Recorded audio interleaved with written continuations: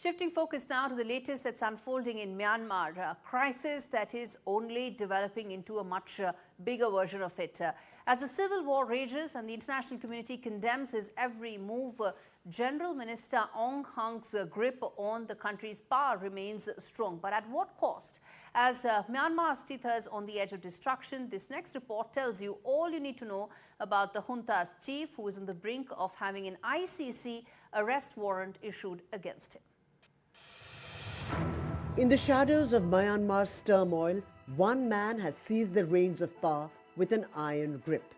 His thirst for control has plunged the nation into chaos and bloodshed. General Min Aung Hlaing's rise to power was no accident. It was the culmination of decades of cold calculation and military might. Born into a family of modest means, he ascended through the ranks of Myanmar's brutal military regime. By 2011, as the country transitioned to a semi-civilian government, Hlaing was already pulling strings behind the scenes.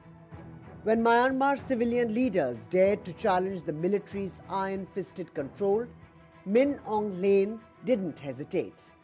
In February 2021, he orchestrated a coup that ousted Aung San Suu Kyi and her government, throwing the country into the fires of civil war. The reasons? Accusations of foul play following the November 2020 elections. He painted himself as the savior of Myanmar, but his rule has been anything but that. Under his leadership, the military has brutally silenced dissent, crushed protests, and committed atrocities that have led the world to call him a war criminal. His military has been accused of ethnic cleansing, including against the Rohingya, a chapter of violence that earned him the international scorn he so readily ignores. Almost 5 years on, the ICC chief prosecutor has finally demanded a warrant against the general. But the tainted general is not alone.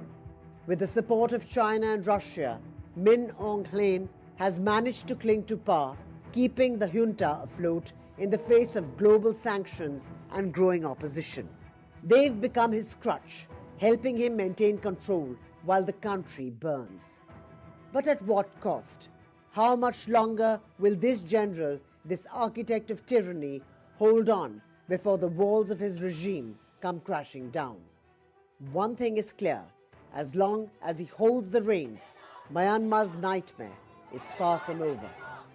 With Arjun Samar Mahendran, Bureau Report, NDTV.